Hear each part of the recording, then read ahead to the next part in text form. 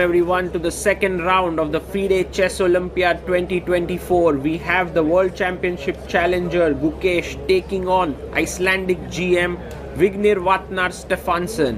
Gukesh in top-notch form here, did not play the first round. He was rested there. So this is his first game in Budapest. His opponent is 2001 born. Quite young, 2003 born, 21-year-old Stefansson. And look at how Gukesh adjusts all his pieces, gets ready, and we have arbiter R. Anantraman coming and shaking hands with him. Gukesh getting up and showing respect there. A very wonderful gesture by him. And off we go now. Let's see how this goes. D4 by Stefansson. He's rated 2531, a strong player, actually 2023 Icelandic champion.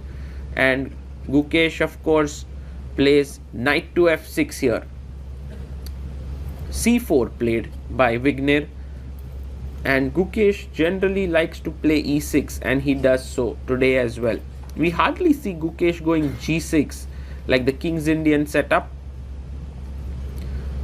Knight comes out to f3, and now a normal move would be d5. There's b6, there's bishop b4 check, but Gukesh goes h6. Very interesting.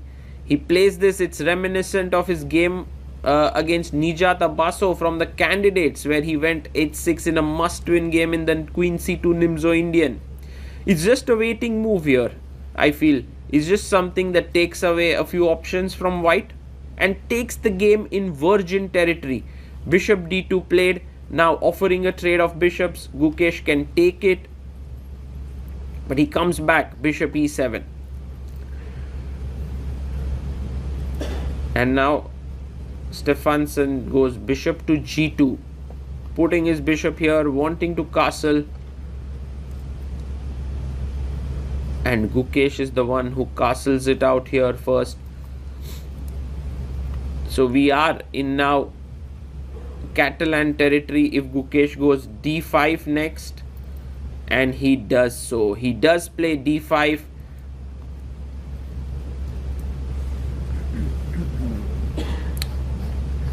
And Stefansson continues normally. So generally, instead of the move h6, you would have a pawn on c6. Is h6 really useful? Is the big question here behind Gukesh's play, and I think it is. It does come in handy when some bishop g5 or everything is stopped there. Knight comes out to d7. So Gukesh completing his development. He has a good time lead on the clock. That is one of the good things that has happened because of his opening play. He's very well prepared. Plays a5. This is slightly gaining space on the queen side, and if white goes a4, the b4 square is weakened. But Vignir goes knight to c3, and he's just trying to go for the e4 break if he gets it. So Gukesh now takes the pawn. He takes it and tells his opponent that you cannot recover it so easily. Knight goes to d2. This is a nice move. You want to win this pawn. At the same time, b5 is impossible because c6 is hanging. So Gukesh goes for the natural knight d5, attacking the bishop. And this is a very typical position in the Catalan. Knight takes c4. And now Gukesh is going to take on f4. Yes, he takes it. Let's try to understand what's happened here. White has more space. His pawn structure is slightly mangled, but he has more control in the center. Gukesh, on the other hand, has the bishop pair, but his bishop on c8 is terrible. I don't even know how he's going to activate everything. Knight comes to e5. Yeah, it's much easier to play as white somehow. The knight is well placed. The bishop is very well here. King h1, rook g1. It's not easy to play as black. Look at this move, bishop d7. Somehow Gukesh still playing his moves quickly, which just goes to show that he has quite some deep understanding of this opening. And maybe he studied it. e3 played by his opponent, and Gukesh drops his bishop back to e8. So this bishop on e8, slightly passive, but when the knight moves from f6, king h1 played, trying to get his rook here, When the knight moves away from f6, you can play f6 and the bishop can get activated on this diagonal. King h8 played. Very important move there. Just getting out from any potential action on the g file. Now rook g1 played. So white is playing slowly and steadily. He is trying to up the pressure here. Rook comes to c8. Maybe aiming for the c5 breakthrough. Then the bishop would get activated here. Rook d1 played, stopping c5, because if you play c5, can take, and then this is trouble. Also the b7 pawn is hanging, so Gukesh goes bishop d6, trying to make a space for the queen on e7 before going to c5. This game is a slow maneuvering struggle, and I think such battles against Gukesh are a bit dangerous. He's very creative in general, and let's see what he brings here, because his position doesn't seem to have too much of firepower, as you can see here. Queen e7 played,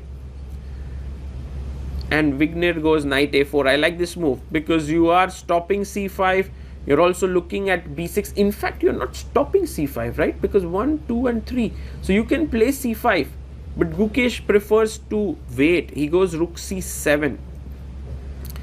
And this move is kind of deep. I'm not really sure I understand what's happening with rook c7. Knight comes back to d3. And now queen d8. Okay. What is Gukesh's deep idea here? Rook to c1 played. And beautiful move, knight d5. The plan seems to be f6, and then the rook can go this way. Wow. a3 played. I think this just queen d8 and knight d5 seems to be such amazing coordination bringing moves. f6 played, queen d2. Now looking at this pawn, maybe Gukesh should just move his rook away. That seems normal. But he goes g5. Wow, what a move. If you take here at g5, the rook will swing over, and this pawn is tremendously weak. So he goes queen takes e5. He chops off the pawn and tells Gukesh, well, where's your compensation? Gukesh goes bishop g6 and attacks the knight. This is insane. From a normal position, Gukesh has sacrificed a pawn. How does he understand that this is good compensation? I'm not sure. He goes queen e8. Now the queen is useful here, defending e6, defending the bishop. Knight comes to c5, putting pressure on e6 and b7. And the rook swings over. Rook goes to g7. This is a fine move here by Gukesh. Look at how his pieces have suddenly gotten so much life. By the way, for Gukesh, taking on f4 does not feature into his plans because of e4. So rook g7, queen e2, and now rook g8, doubling down the g file. The pressure is mounting on Vignir because he's not able to do something concrete. He has to wait, play the waiting game. And now Gukesh plays another waiting move, bishop b8.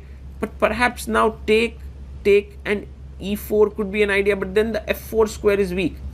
So queen d2 played. You can see how white is a little bit confused, moving the queen back and forth.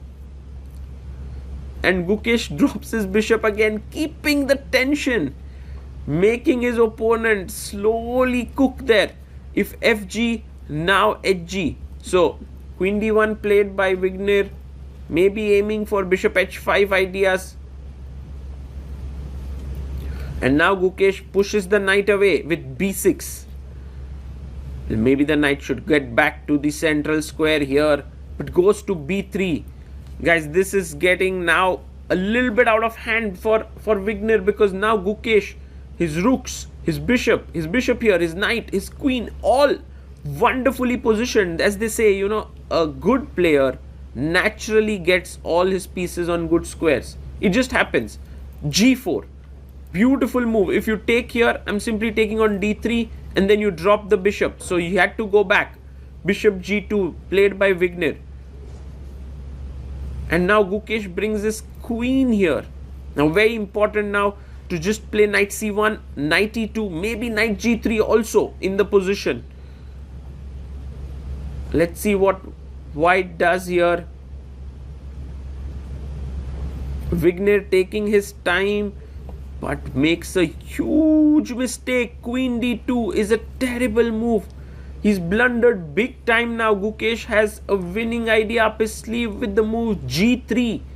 Can he find it? Because earlier the pawn was pinned here, but with the queen moving up, suddenly this option has opened up big time.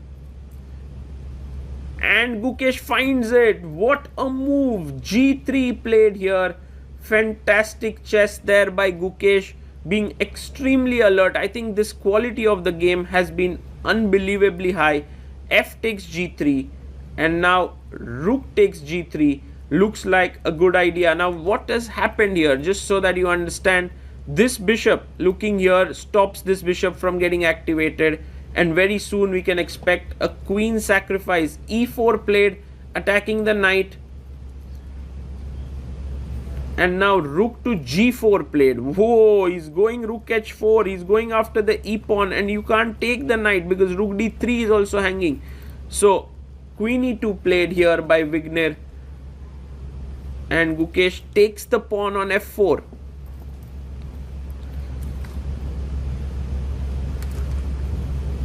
Well, if he takes knight takes, the bishop will enter. Yes, the bishop comes in, and look at the x-ray down here. I can already see some queen sacrifices coming in on the h2 square. You can see the opponent shaking his head. It seems like there's nothing much left now.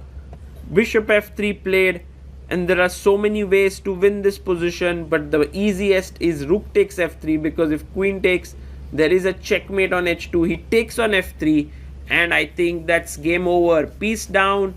Vignir, now look at the number of people who have joined in to see the game. He resigns. Gukesh scores his first win of the Olympiad.